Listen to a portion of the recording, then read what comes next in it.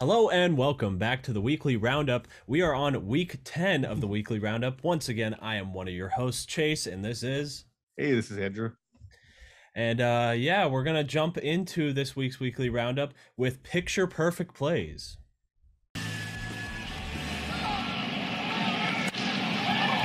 And Trout gets a hold of one into the corner in left, and he got it! Homers in 10 straight. For our first picture perfect play, we have the Angels coming back with 11 unanswered runs against the Detroit Tigers. That was a fun game to watch. It seemed like they were dead in the water to begin with, and then they just fought back the entire rest of the game. Yeah, that looked like a blowout from the start. I mean, it's just so hard to come back from that far and to do it unanswered. Like when one team's already that far out ahead and they just stop scoring. Yeah, they really held them nicely too. It wasn't just like a put up a ton of runs kind of comeback. It was a everybody doing their job properly. Exactly. And like most importantly, it was the young guys that you're building the future around doing it. So you had Brandon Marsh coming through with two big triples. You had Joe Adell getting involved. He beat out he beat out a double play, right, to get an RBI in. Yeah, he did, and it was very nice to extend the inning. Yeah, it was. So yeah, I mean, when you see things like that, you get really hopeful for the future. Yeah, you do. Angels, if they're firing on all cylinders, they could be very, very good. And they just never fire on all cylinders. So yeah, I mean, it's like, when you have like a really nice car, but it's always in the shop. Yeah. It seems like they're always breaking down. Yeah, there's a lot of players that are on the DL. I mean, you got Anthony Rendon, who, when healthy, is one of the best third basemen in baseball. You have Mike Trout, who's one of the greatest players of all time. Those two guys are basically the cornerstones of your team, and they've been out for almost the entire season. Yeah, so they've been out both. I don't think they've played even like 30 games together. Yeah, I mean, if Rendon's playing like he was last year and Mike Trout is healthy, along with Shohei Ohtani, then you're looking at, a team that's going to be winning probably about another 15 games more than they have right now. Yeah, they could be extremely good. So we're hopeful for the future. Hopefully they pick up some good pitching. I don't know what else to say about the Angels. They're just kind of a meh team this year, which is right where they are in the standings, 500. Yeah, but it is a really good sign that they're able to perform like they did with losing those two guys. Because if they can play like this next year with those two guys back, I mean, you're looking at a team that could contend for the AL West. Oh yeah, and that's what we're hoping. Well, moving on to another AL West team. Here's another play from another AL West team. That was a bad transition. Cut to Adolis Garcia making a nice play. So for this play, we have Adolis Garcia making a really nice home run robbery. We're playing the clip right now, and it is just stellar. Like, this is like, it's a picture perfect play. Take a picture, put it on your wall. Yeah, this could be one of the ones that we put up on the wall in the art gallery. Oh yeah. But like, Adolis Garcia's had a great season. Yeah, it's really cool because he's been hitting so many home runs and out of nowhere, and now he's robbing them. So it's like poetic. I wasn't too sure about Adolis Garcia's defensive capabilities because what happened in the All-Star game, he booted a couple balls and he didn't look too sure out there. It might have been the nerves, but I don't watch a whole lot of Texas Rangers baseball outside of the games they play against the Angels. I mean, who would? Yeah, but I don't think Texas Ranger fans watch a lot of Texas Rangers baseball right now. Yeah, I was telling him before the show that you could hear everything because the stadium is so empty. Yeah, exactly. It's just pretty wild. They have a new stadium and you're not seeing anyone there. So yeah.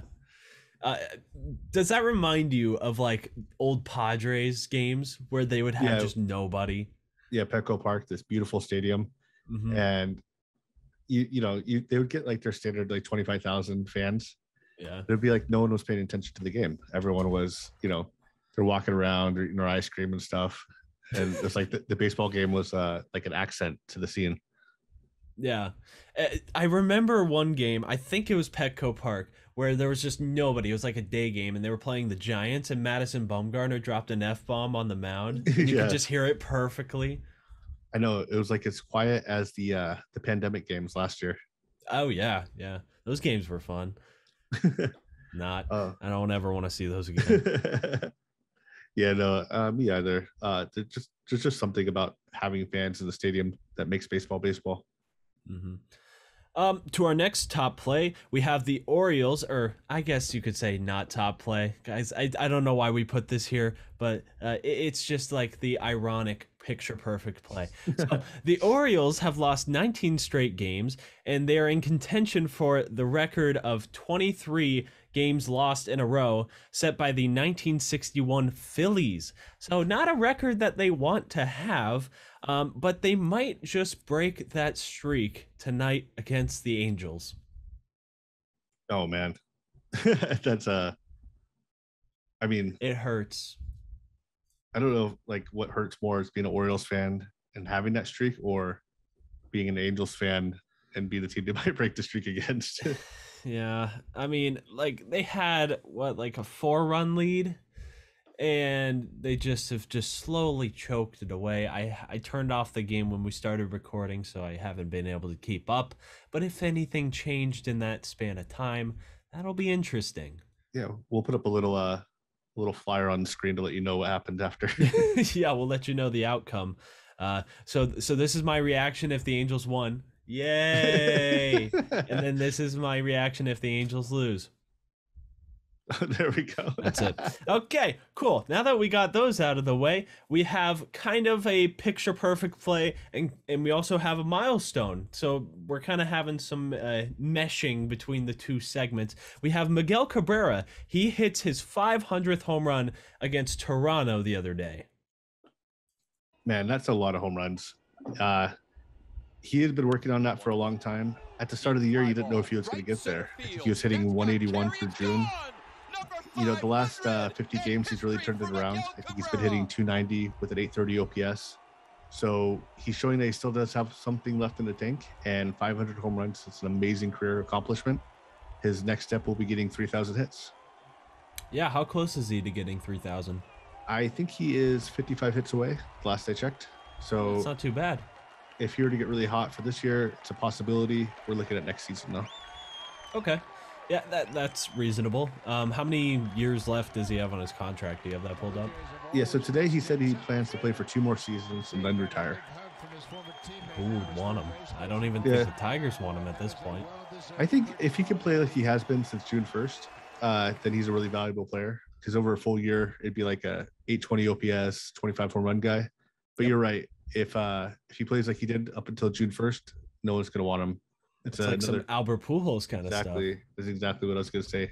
It's a very similar situation.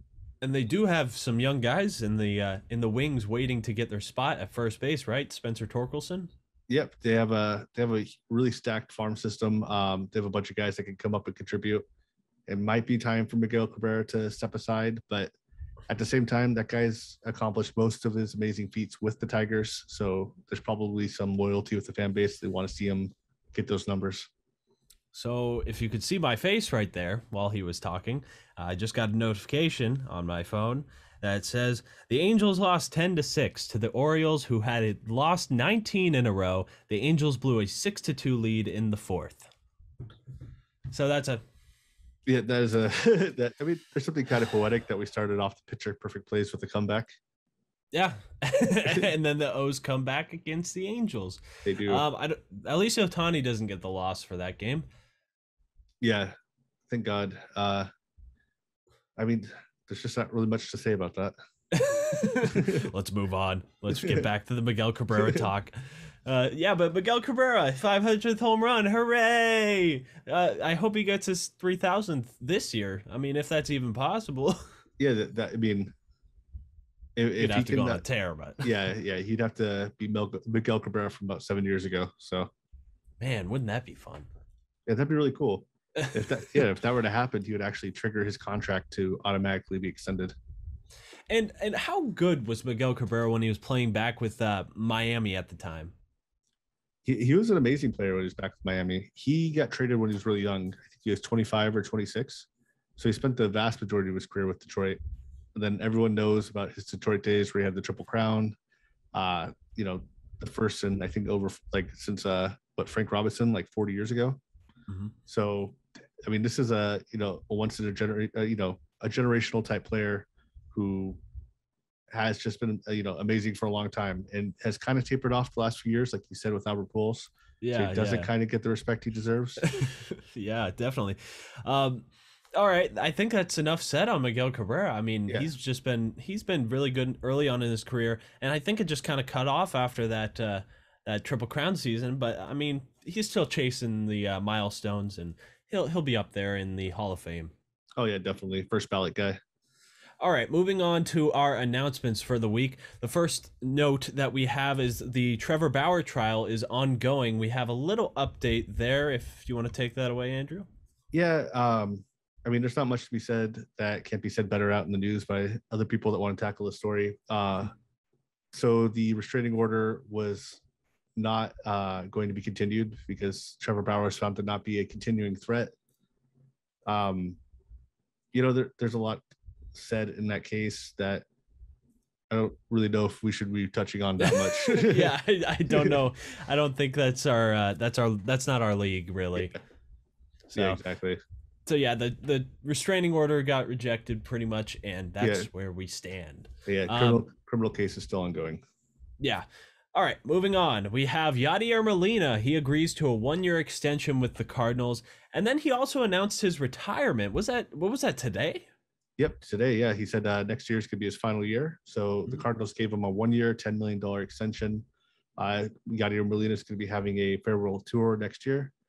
This is a guy that's a Cardinals legend. He's a 10-time All-Star, 9-time Gold Glove winner, 4-time Platinum Glove winner. Amazing player, future Hall of Famer, one of the greatest defensive catchers of all time. Another one of those guys that was a linchpin of the great players of that last generation. Oh yeah, he was a lifelong Cardinals guy, which I mean, I feel like I remember him playing somewhere else early on in his career, but lifelong Cardinals. Yeah. I mean, there's just so many Molina brothers, right? Because there's Benji Molina, Jose Molina, and then Yadi Molina. Oh yeah, Benji Molina. He's currently coaching the Angels. That's the only reason why I know that. Yeah. But yeah, the Molina brothers, they were all catchers. Yeah, they were. Yeah, and well, back in the day, it was Benji Molina was the catcher that could hit. So, and then it went back when he was starting for the 2001 Angels that won the World Series.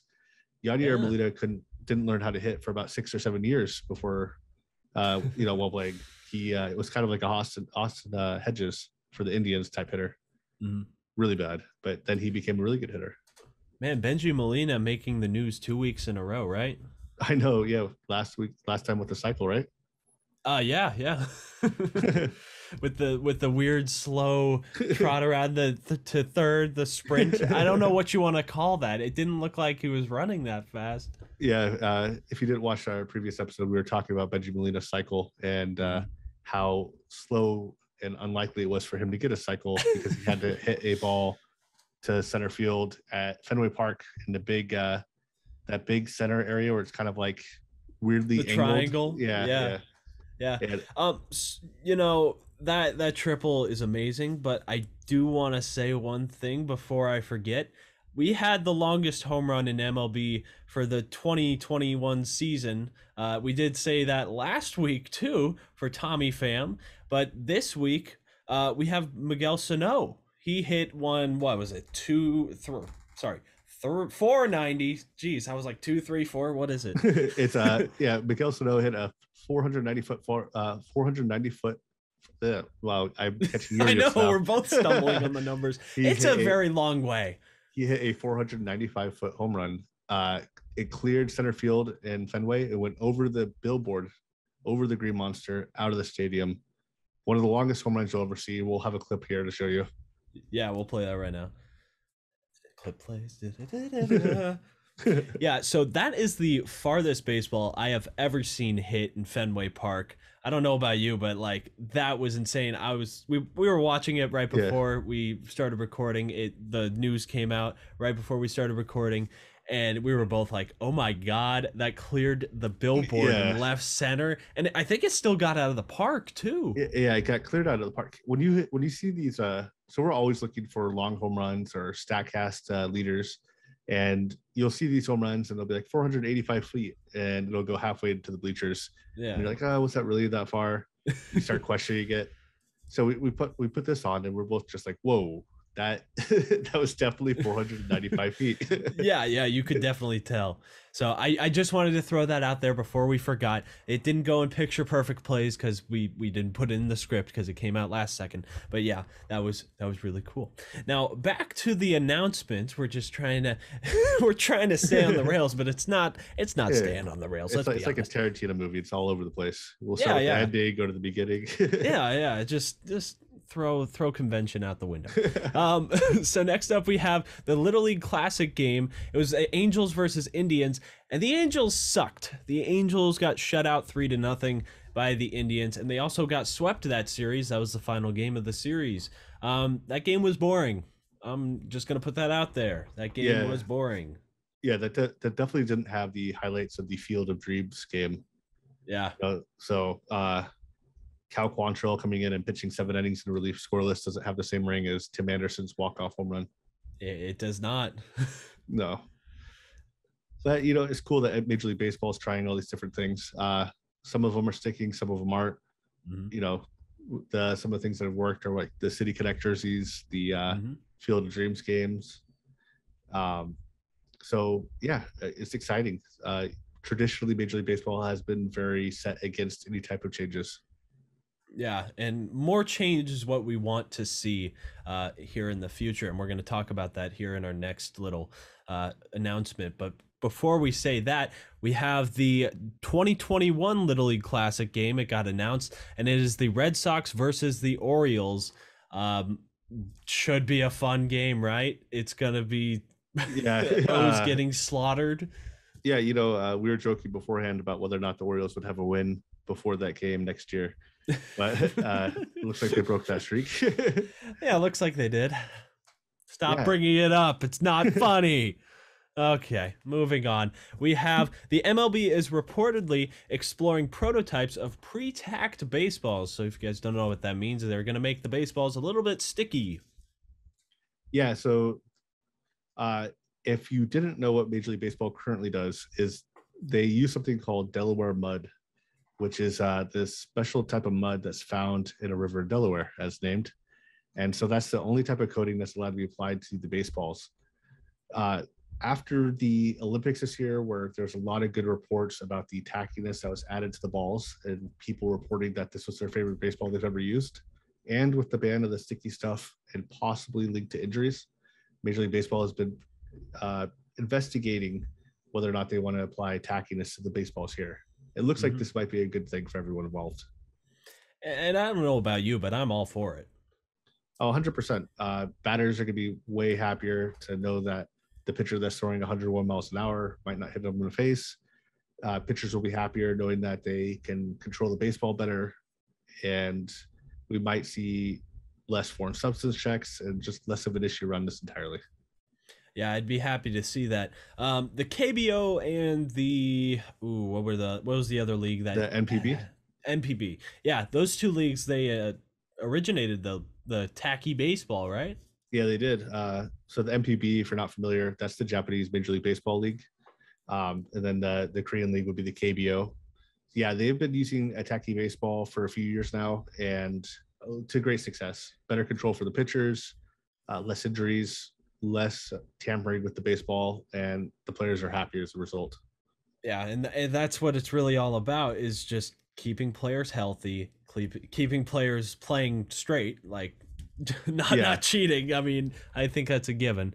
But yeah, I would love to see it. And speaking of players cheating, we have something relating to the baseball, the whole situation pretty much.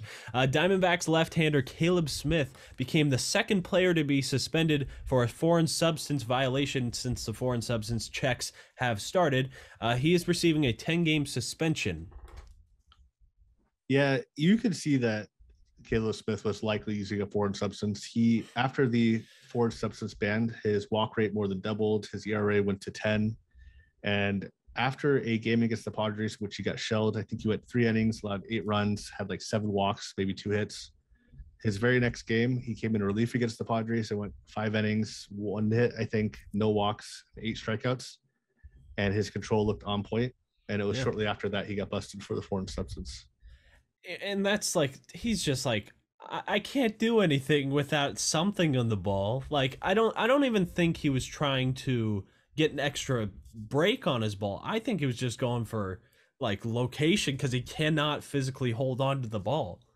I've seen Caleb Smith a lot. He doesn't have a very good fastball. His entire arsenal is just based around that big sweeping breaking ball. Mm-hmm. So without the sticky stuff, he wasn't getting the same type of break he was. And that makes sense. Yeah, and when he was throwing it harder for the more rotation, he wasn't getting the control he needed. Because the way I see it more for like, just getting a grip on the ball and less break. I know it does attribute to break, like your spin rate and all that. But like, if you cannot hold on to the ball physically and you have to start changing your grips, that's when we have a real big problem. Oh yeah, definitely. And I think one of the things that people lose sight of is that if you have more grip on the baseball and if you're to use different sticky substances to get more spin rate, you're going to see pitchers that don't necessarily throw 100 miles an hour being able to stay in the league longer because they could get different types of movements with the baseball. There's actually more opportunity for finesse in pitching. It could be more like classical baseball. Yeah, we saw that with what's his name for the Cardinals, Jordan Hicks, right? Yeah. Yep, or he would have this weird like running fastball, ran in on hitters because he just had such a high spin rate, and you threw it at like 102. Then he would throw a sinker that drops like a changeup. Yeah, exactly. And then you could go to the other side of the spectrum where it's been well reported and suspected for years that Greg Maddux was using different foreign substances, and he was able to use it to have elite command and have great success in the Major League Baseball with an 88-mile-an-hour fastball. Mm-hmm. More on Greg Maddux later. We're going to move on to the injury report for this week. The first person on the injury report is Freddie Peralta. He is out for 10 games, or he's on a 10-day IL for shoulder inflammation. Not what you want to hear if you're the Brewers. No, definitely not. Especially this late in the season. That's some of the worst news you can hear as a fan. Luckily, they still have 2 other great starters that can get them through a playoff series, but you really want that third guy. Yeah, they do still have Corbin Burns and Brandon Woodruff, but I mean, does the depth of that rotation go all the way down through the 5 spot, or is it just that 1, 2, 3 punch? They're pretty deep through 5. I know they have Hauser, who's a great pitcher. Okay. I've watched I think about 6 games against the Brewers, and I thought it was just the top 3 in the rotation, and I was amazed that they had 5 guys that they could throw out there that could win games. That's good to know. They could be a playoff sleeper, would you say? Yeah, they really could. When you have those 2 type of pitchers at the top of the rotation, they could win the World Series. Yeah. You could have, and they didn't have those guys really the last time they were in the playoffs. No, they did not. They did have CC Sabathia for that half a season when they made that deep run. Yeah, and then at one point they had Zach Greinke, who was a little known Brewer. Oh, I was talking about like 2019 against the Nationals. Oh yeah, no, I'm dating myself aged. No, they did not have this type of top of the rotation talent in the Trent Grisham game. No, they had Trent Grisham out there. Yeah, isn't that crazy that the Brewers had Trent Grisham and they just let him go because of that one play, and then he wins the Gold Glove the next year. Yeah. Like Trent Grisham, he doesn't have a bad bat either. No, he's a really good player. A lefty center fielder that wins a Gold Glove and is going to hit 25 home runs with an 800 OPS. Yeah. Those guys make a lot of money. Yeah, and I mean, I love me some Trent Grisham. I don't know about you. I mean, you are the Padres fan. But. Yeah. My favorite thing about Trent Grisham, if you watch his games, is that every time he goes up to the plate, you can tell that he's having a full conversation with the umpire.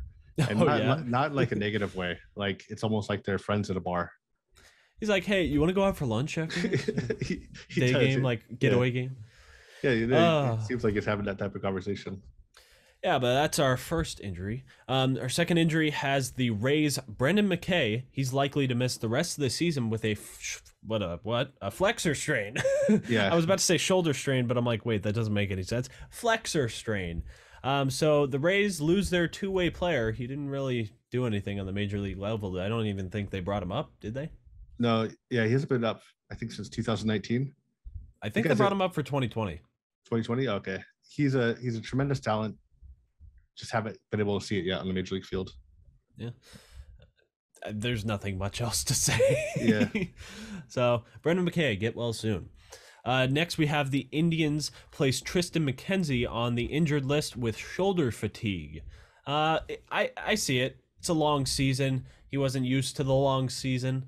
Tristan Mckenzie, a real breakout guy for the Indians. I would sure like him in our rotation, but that's never going to happen because the Indians will hold on to him forever. Yeah. Tristan Mckenzie has really broken out, especially since the start of June. Everyone's familiar with that near perfect game that he had, and he followed it up with another stellar start. He's really coming into his own. This is a guy that was formerly a top build prospect for many years. So there was a lot of expectations for him that weren't being met to start, but he is starting to come into those. These type of shoulder fatigue, DL stints, you see these a lot with younger players. The current MLB philosophy is that a player should not pitch more than 40 innings. So if a pitcher pitches 120 innings in, say, 2020, they should not pitch more than 160 innings the year after. Mm. And they, especially for younger pitchers. So they're trying to increase his workload gradually. So you'll see these DL stints where they'll put him on the bench for about 20 to 25 days, and then they'll come back, and that way they can manage the innings better. Okay. That makes a lot of sense. Yeah, like I said, Tristan Mckenzie, breakout star, get well soon. Next up on the injury report, I just got a tweet saying the Angels are dealing with a COVID outbreak. We were kind of suspecting this with how many guys went down on the IL here recently. They had like Reed Detmers, Austin Warren, a couple other guys, and no cause was given, and they were just like, oh yeah, it's not COVID, yeah, and then now it is. So Joe Madden lied to us once again. Well, yeah, you got to say something after you just lost the Orioles. It wasn't our fault we had COVID. Sure. That's it. No, I mean, all jokes aside, hopefully these guys don't have any serious symptoms and they're asymptomatic and they can do their quarantine and get better soon. Yeah. I think that's going to be the saying for the injury report. Angels, get well soon. Yeah. Next, we have the Cardinals place Jack Flaherty on the injured list. I'm sorry if I interrupted you. Did you want to say something else? Oh, no, you're good. Okay. So the Cardinals placed Jack Flaherty on the injured list with an oblique strain. It was kind of retroactive to his last IL stint. They said it was pretty bad the first go around. So, yeah, bad. Yeah, not good for the Cardinals. They're struggling to be in the wild card contention, and Jack Flaherty is their ace. Wainwright, he's pitching great, especially for his age. He's fighting off time. But Flaherty was always billed to be their top of the rotation guy. Mm-hmm. Yeah, so, and they don't really have a whole lot of pitching depth after those two, right? They have Kim. Then there's also Martinez. Kim's been pretty good. Has he? Yeah, he's been really good. Really? Yeah. Okay. Yeah. I'm surprised to hear that. Yeah, he's been a really under the radar type of guy, but he's been doing really well. Okay. Yeah. And I thought Carlos Martinez fell off. He did fall off. Okay. That's more to mismanagement than it is to actually him. Okay, that makes sense. Put him on the Angels. Maybe he'll get mismanaged even better. Right. Please give us pitching. I will never shut up about getting the Angels pitching. I love Angels pitching. One day. Oh, one day. Do you got anything else on the Cardinals? Oh no, that's all I got to say on the Cardinals. There's not a lot to say about the Cardinals. Hasn't been the Cardinals are in a tough situation. Next, we have the Yankees placing. Oh, sorry. Cardinals, or not Cardinals. Jack Flaherty, get well soon. Get well soon. Next, the Yankees place Zach Britton on the 10-day injured list with a left elbow sprain. This is interesting. Zach Britton has been going through a really bad case of failing to close baseball games. I think it was prior to the Yankees win streak, he had blown 4 out of 5 saves. Yeah, one of those was Field of Dreams game, right? Yeah, and he had gone on the news and actually came out and publicly requested Boone to remove him from the closer's role. Mm-hmm. And then now he's on the DL, and it was almost like his spirit was broken. Yeah. So you always have to wonder when guys go on the DL after saying things like that, if it's more of just a way to let them clear their headspace. I would think that's what it is. I mean, saying it's a left elbow sprain, though, I mean, I don't know what they can get away with by putting him on the list, but to go from a top-tier closer like he was when he was with the Orioles to whatever this Zach Britton is, I mean, whatever you want to call this Zach Britton, that's got to be really rough. Yeah. I mean, these guys are all competitors. Britton, he was the top-tier closer with the Orioles, and then he had 2 great years with the Yankees. So this is a guy that hadn't had any issues and then gets into the closer's role and just can't put up with the pressure. Yeah, and they haven't had Aroldis Chapman to help him out much either, have they? No, they haven't. And I mean, it is easy to look at the Yankees with Britton and with Chapman, and you can see that they started really having issues around mid-June, which is around, So there's a lot of teams that are looking at their pitchers and saying, "Oh, I wonder what type of pitcher we really have here now."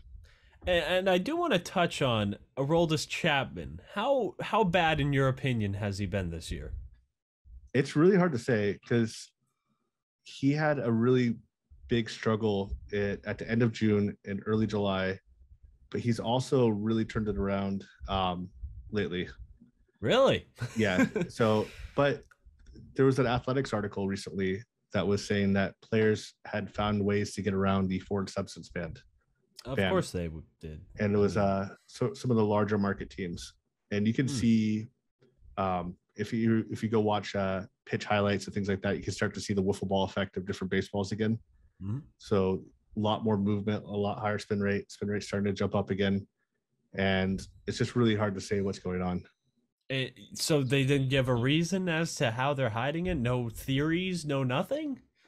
I mean, so what Major League Baseball umpires are checking for are like dark substances, things that are very easily visible. Yeah. If you were to get someone that's a good material scientist, what you're looking for is something that gives a pitcher more grip. Yeah. So that way, as they're putting down force on the baseball, they're getting more spin rate. Mm-hmm. That doesn't have to necessarily be like a paste or a cream or something. It could just be mixtures of. It could be a powder that they put in their back pocket and mix it with sweat or something. Exactly. Yeah, you're starting to see not rosin. Yeah, or they could be something that they apply to their fingertips. Okay. That's really small but adds more friction. Jeez, they're just getting creative with it. There's got to be a point to where it stops. I think that's where the tacky baseball comes in, because I don't think players would have a need to do that anymore once the tacky baseball is in play. But I don't know, maybe you could have guys that have spider tack to where you could just like hold the ball upside down like that without even having to like grip it like that. Yeah, I think. Yeah, I mean, I don't know. It's a tough one. I think the tacky baseball since the start. Yeah, it might have been one of those better things for baseball to just acknowledge it, say it was not against the rule, and say that you have to use this substance. So, yeah. All right, we kind of lost our train of thought there. So, Zach Britton, get well soon. Yeah. Last on the injury report, we have the Astros to activate Alex Bregman from the injured list from a quad strain. So Alex Bregman got well soon. He did get well, so I'm just gonna say it that way. That's fine. But the Astros didn't really need Bregman. Yeah, they've been on a tear. They're really proving to everyone that they didn't need a trash can to win. Mm-hmm. So it'll be interesting to see what happens now that they got Bregman back, since he's a really great player. Yeah, wasn't he struggling a little bit to start the season? I don't remember a whole lot of Bregman because he got hurt pretty early on. Yeah, he's been struggling. He hasn't had a lot of playing time though, so it's really hard to say. Yeah, that makes sense. Astros are just going to be a better team. That's all there is to say, really. Yeah, they put together a good franchise. Yeah. And to finish us off for this week, we have the weekly statistical anomaly. Andrew, take it away. All right. So for this week, I wanted to bring you a really amazing stat from one of the all-time great pitchers, Greg Maddux. So in Greg Maddox's career, he faced 20,421 batters. And out of those batters, out of those 20,421, only 310 hitters ever saw him go to a 3-0 count. And out of those 310, 177 of them were actually intentional walks. Yeah, so that's just like video game numbers, man. Yeah, he had cheat codes on. It's amazing. It's just when you start looking at that and you start seeing that, what is that? That's like 2% of all counts he ever had were 3-0. That's just amazing. Yeah, I probably had more 3-0 counts in Little League in my 2 years in Little League. I think Ohtani had more 3-0 counts last year in his comeback attempt. Last year alone? He only had like 2 starts. he walked like 12 guys. He did. He did. But yeah, Greg Maddux, just amazing. Hall of Famer. Yeah. That's why. Yep. So that is this week's weekly statistical anomaly. We Good just wrap up on that one. We choose ones with mouthfuls, don't we? Yeah, we always have those mouthfuls. Okay, to end us off, I got to plug the merch. So buy some merch. I got this hat, Halos in the Infield. This is the Synthwave design. Very nice hat. I like it a lot. I do have like the Anaheim shirt. So check out all our designs on Halos in the Infield.